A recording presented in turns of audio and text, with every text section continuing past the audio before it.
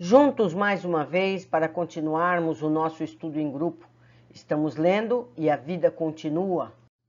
Teremos hoje o capítulo 16, Trabalho Renovador. Vida nova começou para Evelina e Ernesto, especialmente para Evelina. Indispensável auxiliar Túlio, abençoá-lo, renová-lo. Para isso, os dois amigos se matricularam em colégio de estudos preparatórios de mais altas ciências do espírito. Radiantes de esperança e entusiasmo, adquiriam conhecimentos em torno da evangelização, reforma íntima, sintonia mental, afeição, agressividade, autocontrole, obsessão e reencarnação. A fim de conversar construtivamente com aquele que lhe extraviara a conta pessoal, a senhora Serpa munia-se de instruções com que lhe pudesse ganhar o raciocínio. Competia-lhe o esforço mais grave, desfazer-lhe na mente o quisto de ilusões que ela própria criara. Fantine, contudo, que se compadecera fundamente do rapaz menos feliz, de acordo com avisos do Instituto de Proteção, poderia acompanhá-la a pequena distância, com a obrigação de intervir quando necessário.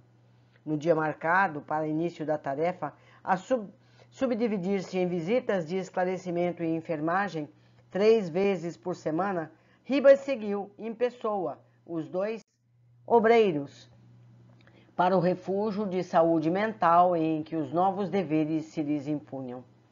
Integrando diminuta comunidade de enfermos da alma, o jovem Mancini se achava recluso em solitária dependência, que o instrutor informou ser erguida à base de material isolante contra o impacto de vibrações suscetíveis de agravar-lhe a sede de companhias menos recomendáveis.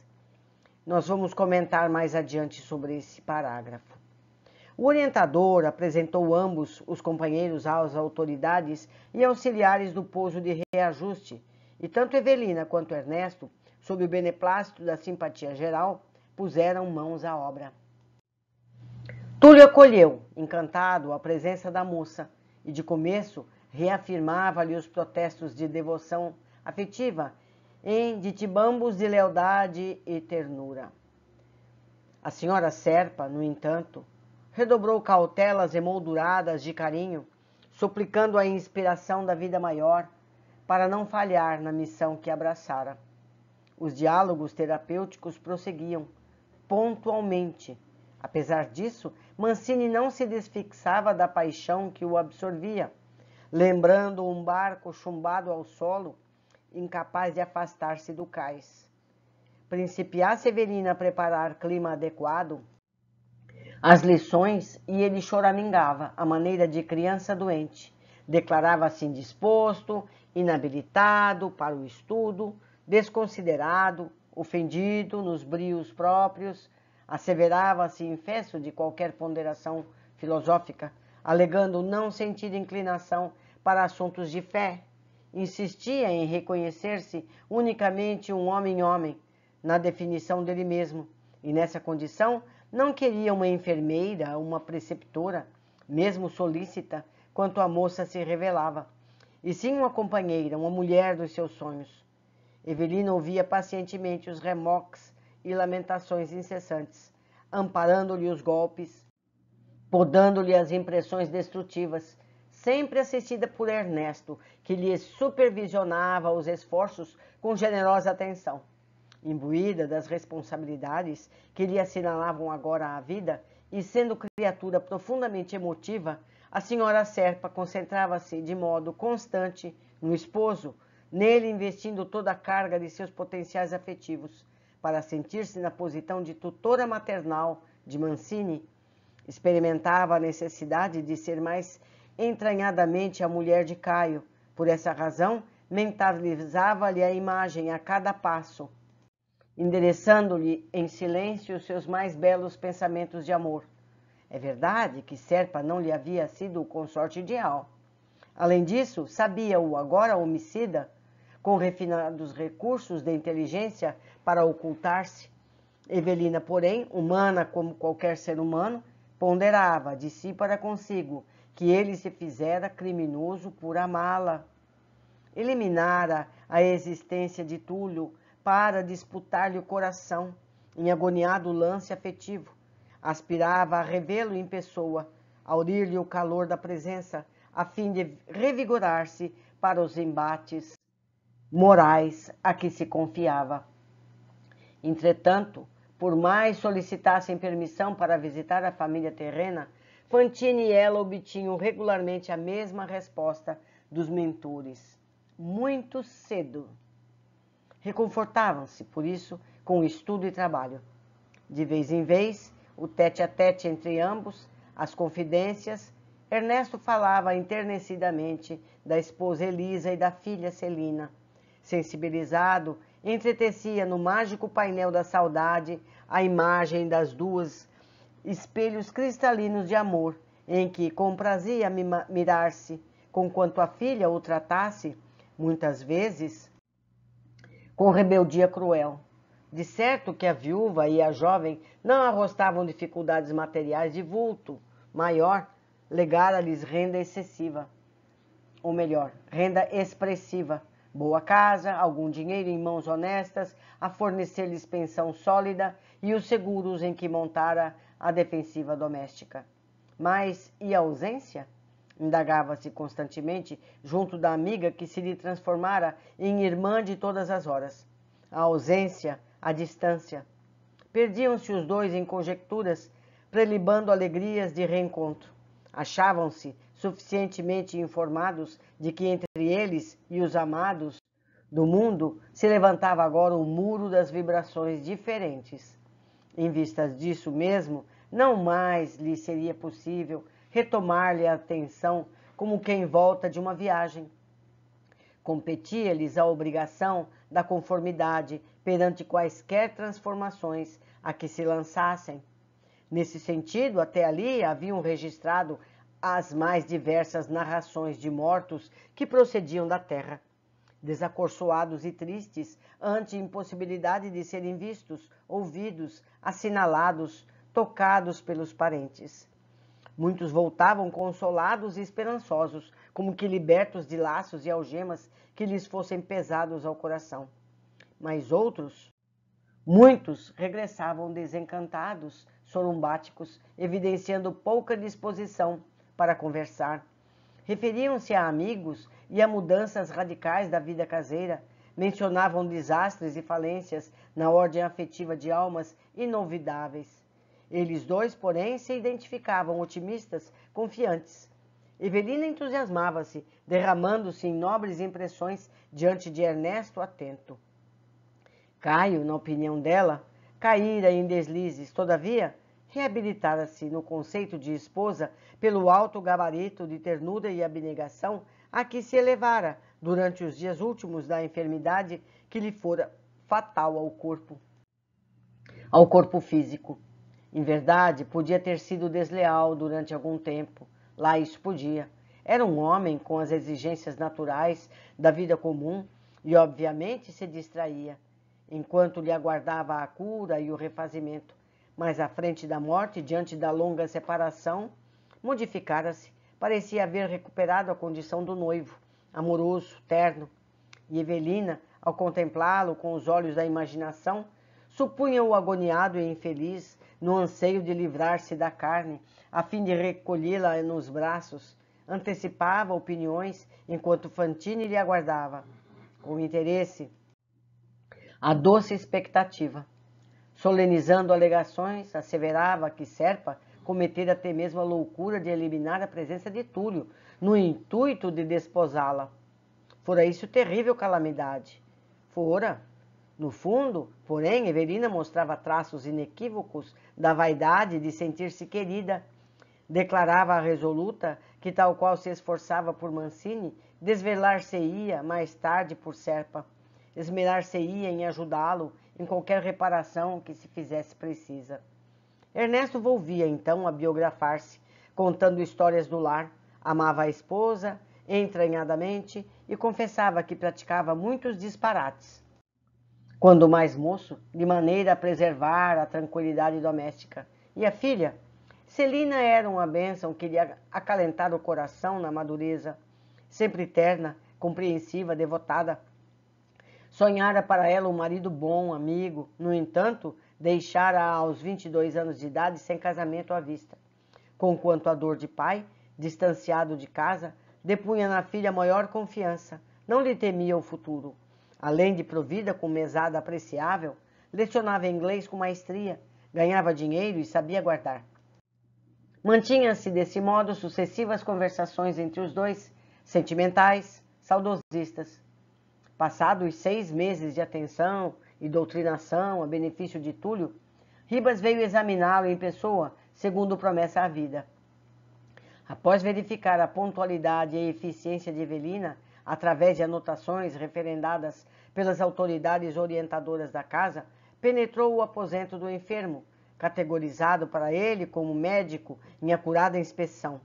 Ao primeiro olhar, porém, reconheceu que Mancini apresentava escasso proveito com as lições recebidas. Apático, denunciava na mente uma ideia central, Evelina, e com Evelina no miolo das mais profundas cogitações vinham as ideias, o anseio de transformá-la em objeto de posse única, o tiro de Caio, o desejo de vingança e as escuras ilusões da autopiedade. Ribas não descobria a mais ligeira fresta naquele coração pesado de angústia para filtrar um só raio de otimismo e esperança. Às primeiras manifestações do inquérito afetivo, respondeu o instrutor com tristeza de um doente que se sabe sem cura. Qual, doutor? Sem Evelina comigo, nada consigo entender. Só ouço o evangelho, penso que ela só é o anjo capaz de salvar-me. Se anoto ensinamentos acerca de autocontrole, vejo-a no pensamento, como sendo a única alavanca, bastante forte para governar-me. Se escuto exortações à fé, acabo querendo-a para meu reconforto exclusivo. Se recebo esclarecimentos em torno de obsessão, termino a aula confessando a mim mesmo que, se pudesse, largaria esse hospital a fim de persegui-la, tomá-la em meus braços, ainda que para isso devesse caminhar até os derradeiros confins do mundo. O mentor sorriu paternal e aconselhou calma e equilíbrio. Reflitamos, meu filho, que somos espíritos eternos. Urge conservar serenidade e paciência. Felicidade é obra do tempo, com a bênção de Deus. O rapaz revidou ácido, irreverente. Não pedira, não aceitara conselhos. Hábil psicólogo, Ribas despediu-se. À noite, esteve com os amigos, elogiou o trabalho de Evelina. A empresa de reeducação foi efetuada com segurança. Túlio, entretanto, não reagia construtivamente. Mostrava-se abúlico, embutido nas fantasias que estabelecera em prejuízo próprio. Terminou dizendo para Fantine e a senhora Serpa, que o ouviram atentos: não vejo qualquer interesse em Mancini na permanência aqui. Forçoso envidarmos esforços para que aceite voluntariamente a miniaturização. Isso quer dizer o restringimento no plano espiritual, significa estágio preparatório para a nova encarnação. Isso foi uma nota de André Luiz, autor espiritual.